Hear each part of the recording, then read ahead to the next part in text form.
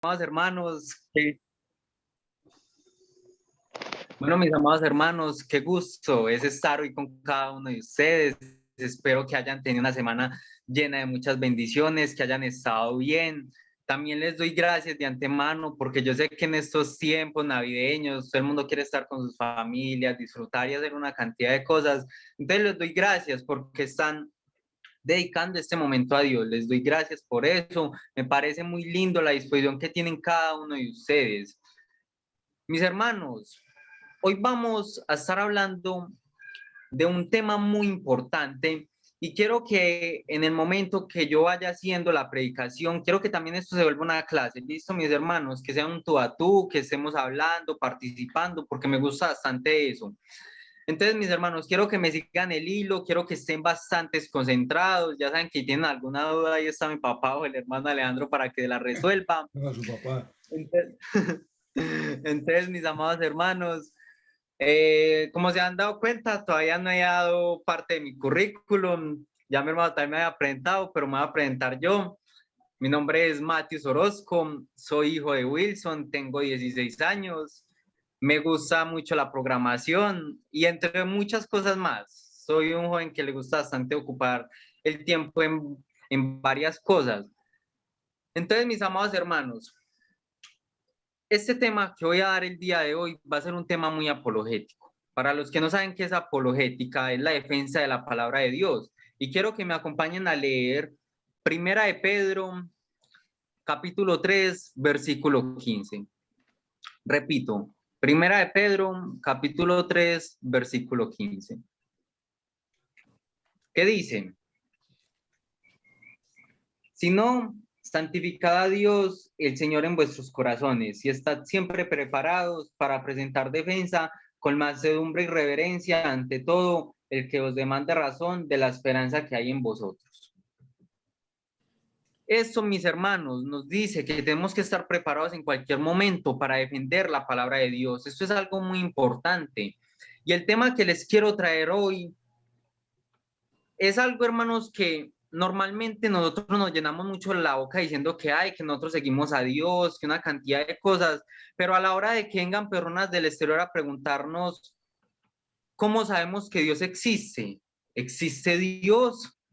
¿Cómo surgió la vida en el universo? Y a veces nos quedamos pasmados con estas preguntas.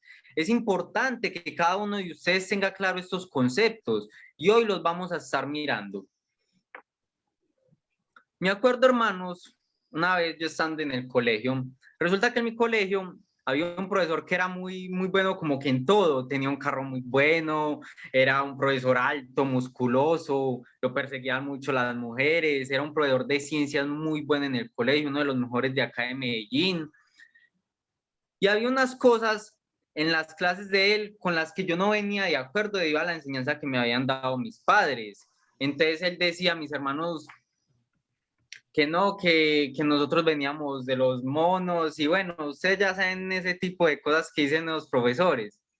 Entonces, una clase muy particular y que me llamó mucho la atención en donde él comienza a hacer este tipo de preguntas y entonces él pregunta, ¿quién puede decirme cómo llegó a existir el universo? Entonces un compañero mío, se llamaba Carlos, le respondió, el universo comenzó como una pequeña bolita densa del tamaño de un punto al final de una oración. Luego explotó, produciendo lo que llamamos el Big Bang y esparciendo partículas por todos lados. Finalmente los planetas se organizaron en órbitas. El profesor le dijo, excelente pelado, excelente, muy bien. Luego hizo otra pregunta. Decía, ¿alguien puede decirme cuál es la edad del universo? Y me acuerdo que una amiga mía que se llamaba Isabela le dijo, la mayoría de científicos dicen que el universo tiene alrededor de 8 a 20 mil millones de años. Y el profesor dijo, está correcto, excelente. Y terminó con esta última pregunta que decía, ¿y cómo se originó la vida en nuestro planeta Tierra? En ese momento muchos se quedaron callados, demasiados, nadie dijo nada. Entonces el profesor empezó a dar una explicación larguísima, que nosotros venimos de una célula muy pequeña y hay una cantidad de cosas, pero me acuerdo muy bien la respuesta de un compañero que dijo, Eso no es cierto, profe. La Biblia dice que Dios creó todo el universo en 6 días y creó al hombre del polvo de la tierra. Entonces el profesor lo ve con una cara, va caminando hacia su escritorio, coge su Biblia y comienza a leernos Génesis. Y nos dicen, ¿ustedes entienden lo que dicen acá? Muchos compañeros se quedaron así como que, no entendemos, porque en la Biblia sabemos que hay un lenguaje muy complicado a veces de entender, y entonces él decía que la Biblia era un libro anticuado, que no nos servía para nada. Después de esta clase llego yo a mi casa con muchas dudas, llego yo a mi casa, hermanos, pensando que todo lo que había estudiado tal vez era mentiras, que esto nada que ver. Y como yo sé que muchos cristianos se han enfrentado a la duda acerca de sus creencias hacia Dios y hacia la Biblia. Y mientras maduramos en nuestra vida cristiana y en nuestra vida espiritual, se nos van a cruzar muchas ideas en nuestros caminos, muchas ideas conflictivas, muchas ideas que nos harán dudar, pero de ahí es donde tenemos que estar firmes para defender la palabra de Dios, para ser conscientes de que estamos siguiendo un Dios vivo, que todo lo puede y que es todopoderoso. Quiero, hermanos, que me acompañen a leer en estos momentos Primera de Tesalonicenses 5:21. Primera de Tesalonicenses 5:21.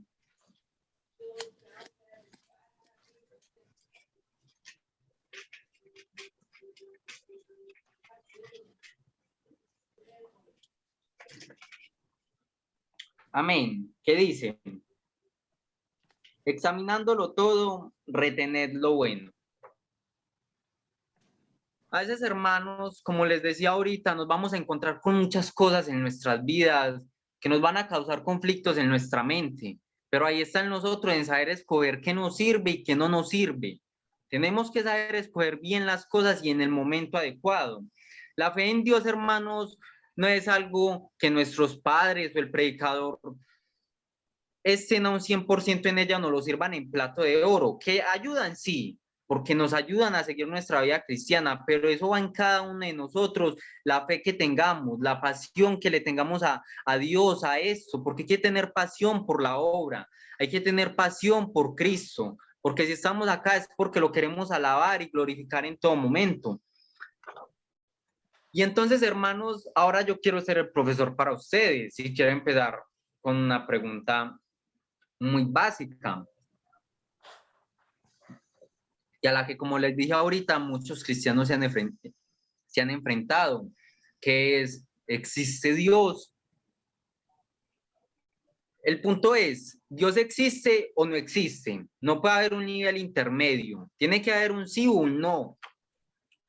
Y entonces, desde luego, hermanos, es razonable pensar que si Dios existiera, Él nos va a proporcionar las pruebas suficientes y las evidencias para mostrar de su existencia. Entonces, existen tales pruebas y las vamos a estar mirando a continuación. Mis hermanos, ¿alguien ha escuchado hablar de la ley de la causa y el efecto? ¿Algún hermano que me diga cuál es, qué tiene la idea o si la ha escuchado mencionar en algún momento?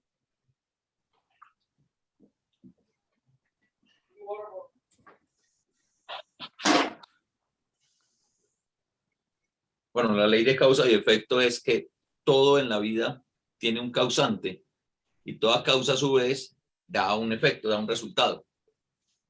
Excelente, excelente, mi hermano. Estamos muy bien. En otras palabras, también se dice que es que toda acción provoca una reacción. Exacto, excelente. Excelente, muy bien, mis amados hermanas. Sí, me gusta, me gusta. Todos sabemos que el universo existe y es real, ¿cierto? Toda persona racional piensa lo mismo. De hecho, pues si no existiera el universo, no estaríamos hablando de él. Por ende, llega y surge la pregunta, ¿cómo llegó a existir el universo? Y solamente hay tres opciones. Solamente tenemos tres opciones ante esta pregunta. La primera, el universo es eterno. Es decir, siempre ha estado aquí y siempre estará aquí. La segunda, se creó a sí mismo. Y la tercera, fue creado. Como sabemos que el universo no es eterno y que no se creó a sí mismo, entonces obviamente debe haber tenido una causa. Y entonces consideremos la ley de la causa y el efecto. ¿Qué es? Básicamente la ley de la causa y el efecto dice que la ley de la causa y el efecto establece que cada efecto material debe tener una causa adecuada que existió antes del efecto. Vuelvo y se la repito. La ley de la causa y el efecto establece que cada efecto material debe tener una causa adecuada que existió antes del efecto. Si esta les parece muy enredada, queden con la que les dijeron ahorita los hermanos. Y quiero que de esto de este significado que les acabé de dar, se queden con una palabra muy importante: material. Material. Esto hace referencia a todo aquello que está compuesto de materia o energía. Esta ley solo aplica en eso, en la materia. Y hay tres cosas muy importantes y hay tres leyes fundamentales en esta ley, y que son: no existen efectos materiales sin causas adecuadas. Las causas nunca llegan después del efecto y el efecto nunca es mayor que la causa. Sería irrazonable, hermano, pensar que yo puedo quemar el sol. O sea, yo no soy una causa suficiente para ese efecto. O un sapo al saltar a un río no lo puede volver todo lodoso. O si, por ejemplo, yo tengo un libro en una mesa y un mosquito aterriza encima de ella, es imposible que lo tumbe. Estas son causas inadecuadas para estos efectos. Tiene que haber una causa adecuada para estos efectos tan grandes. Como por ejemplo, el sol quema, el sol es el causante y el efecto es que quema. Esto es adecuado. Y vemos muy bien esta causa que la aplican, y esta ley la aplican muy bien los niños de 5 años. Normalmente llega una hija y le pregunta a la mamá: mamá, ¿de dónde vienen los melocotones? Entonces la mamá le responde: mija, pues los melocotones vienen de los árboles de melocotones. Entonces la hija le pregunta: mamá, ¿de dónde vienen los árboles de melocotones? La mamá responde: mija, del melocotón. Y vemos que hay un ciclo, pero el punto es que la niña siempre va a querer saber cuál fue el primer árbol de melocotón. Normalmente, hermanos, en la vida tenemos que ser conscientes de lo que hacemos. Nosotros con nuestras palabras, con nuestros hechos, tenemos que ser conscientes, porque podemos lastimar mucho a las personas, y más en esta vida cristiana. A veces en esta vida cristiana, hermanos, no medimos nuestras palabras, no medimos nuestros actos, y eso hace que muchos hermanos y muchas personas se alejen de la palabra. Me acuerdo muy bien, hermanos, que un amigo me decía que él no estaba en la iglesia porque veía que los cristianos eran peores que las personas del común. Y es triste eso, hermanos. Hay que ser conscientes en todo momento de lo que estamos haciendo.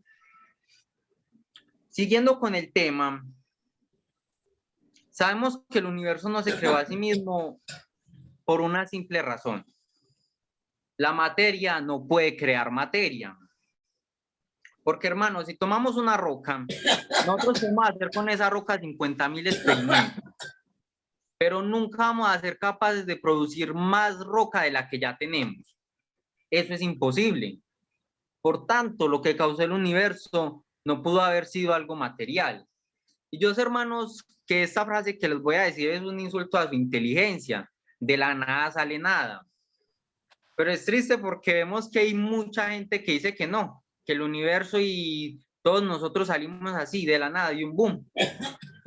Sabemos, hermanos, que si en un momento hubo nada, entonces ahora tampoco hay nada. La nada no produce nada, y eso hay que tenerlo claro.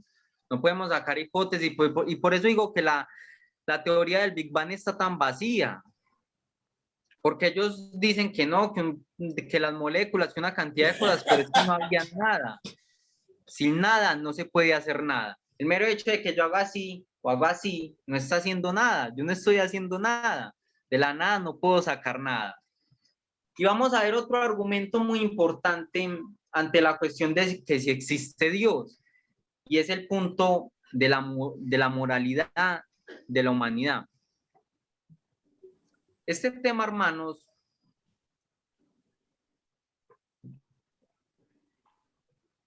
es muy importante.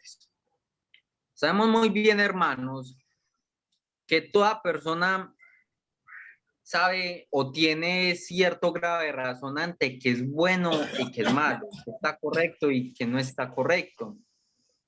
Por ende, las personas que de pronto no crean que Dios no inventó la moralidad, solamente tienen una opción: decir que el hombre la inventó por sí misma.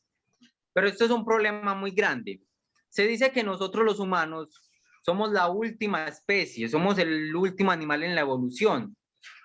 Y esto es un problema porque si un león mata una gacela para comer, él no va a sentir remordimiento de hacer esto. Un perro no siente remordimiento al robarle el hueso a otro perro. Otro caso más impactante: una cerda no se siente culpable al comerse a sus hijos recién nacidos. Entonces, vemos claramente que en el hombre hay ciertas cosas que hacen que lo remuerdan y se sienta culpable.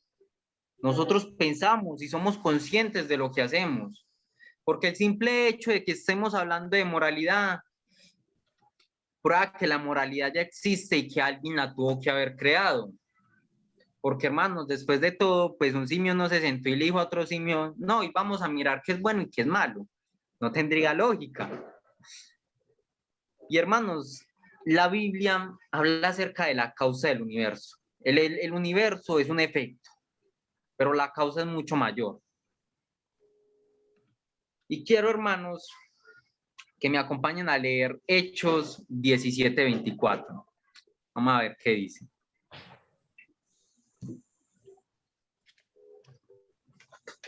Repito, Hechos 17:24.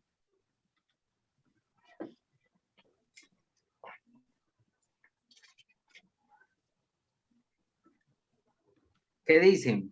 El Dios que hizo el mundo y todas las cosas que en él hay, siendo Señor del cielo y de la tierra, no hay tan templos hechos por manos humanas. Quiero que se queden con la primera parte: el Dios que hizo el mundo y todas las cosas que en él hay. Vemos claramente que acá en la Biblia se habla mucho de que Dios es todopoderoso. El ser todopoderoso es una causa suficiente para nosotros creer que pudo haber creado el universo. Dios es una causa adecuada para el universo. Se dice que Dios es todopoderoso, lo dice en Génesis 17:1, que dice: Dios dijo a Abraham: yo soy el todopoderoso. Dios existió, hermanos, mucho antes de lo material. Dios es infinito, Dios es eterno. Y quiero también que me acompañen a leer Salmos 92, lo que dice. Ese versículo me parece muy lindo. Es muy lindo. El Salmo 92. Un hermano que me lo pueda leer, por favor.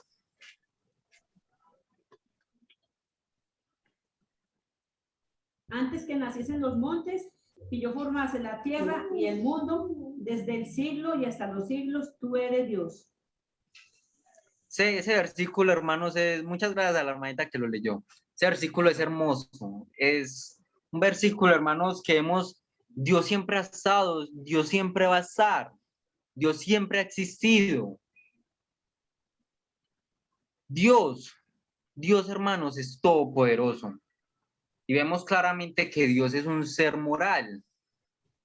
En Tito 1:2, ¿qué dice? Dios no miente. Por ende, esto nos quiere decir que Dios incautó, sí, yo creo que es la palabra, que pena, hermano, si me enreda ahí, inculcó esa moralidad en nosotros los seres humanos. Nosotros tenemos moralidad y pensamos y sabemos que está bien y que está mal. Solamente, hermanos, Dios llena el criterio de una causa adecuada para que exista el universo.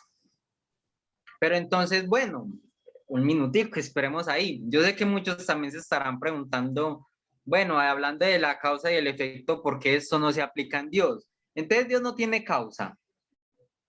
¿Se acuerdan ahorita lo que les decía de lo material, de lo de la ley, que solamente aplica en cosas materiales?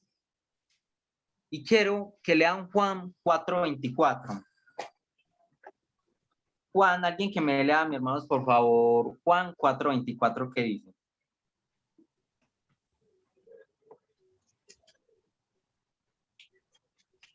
Dios es espíritu, y los que le adoran en espíritu y en verdad es necesario que adoren. Dios es ¿qué? Espíritu. Espíritu. Espíritu, mi hermano. Así es. Dios es espíritu. Hay que quedarnos con eso. A Dios no se le pueden hacer experimentos, no se le pueden hacer cosas, porque Dios es espíritu. Dios no es materia, Dios no es energía. Por ende, esta ley no se aplica en Dios. Otro argumento, hermanos, muy importante es no sé si han escuchado hablar del diseño inteligente. ¿Alguien ha escuchado hablar de esta teoría?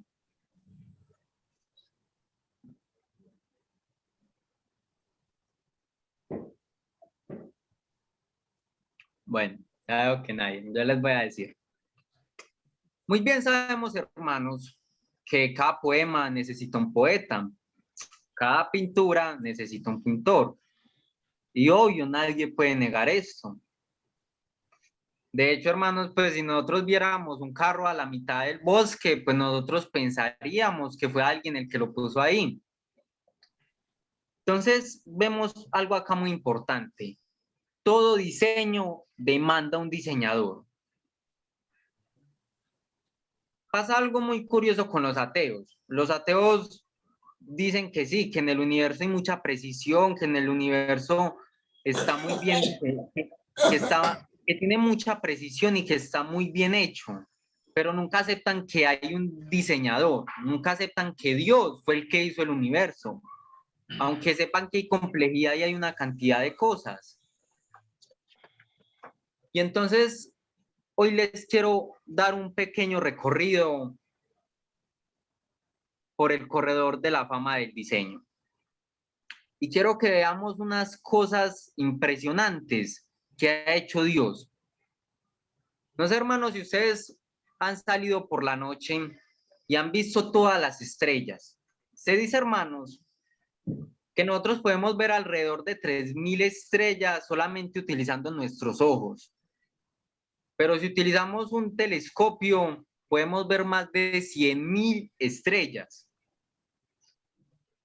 Sin embargo, nuestro universo es mucho, mucho más grande que eso y hay muchas más estrellas que eso. Los astrónomos sugieren, hermanos, que hay un aproximado de 25.000 trillones de estrellas. Imagínense en el 25 seguido de 21 ceros. Es una cantidad, hermanos, que eso no le cabe a uno en la cabeza. También se dice que contiene más de 100.000 millones de galaxias, con alrededor de 100.000 millones de estrellas. O sea, hermanos, es que el universo es algo magnífico, algo glorioso, hermanos, algo en lo que nos podemos deleitar. ¿Cómo es posible que nos digan que eso salió de la nada? No tiene lógica. Aunque sea tan grande, hermanos, no está mal diseñado. Ustedes sabían, hermanos, la Tierra está a 93 millones de millas del Sol. Una distancia que es muy, pero muy exacta y precisa para que la vida exista. El Sol es como un horno gigante. Desprende más energía en un segundo que toda la humanidad ha hecho en toda su historia. Convierte 8 millones de toneladas de materia de energía cada segundo y tiene una temperatura interior de más de 20 millones de grados Celsius. Y aquí viene lo curioso. Si la Tierra se pulgadas, eso, llegaríamos a estar tan cerca del Sol que seríamos incinerados. Y si se alejara por un décimo de pulgada, nos congelaríamos. Hay demasiada precisión y complejidad en el universo, en la mente.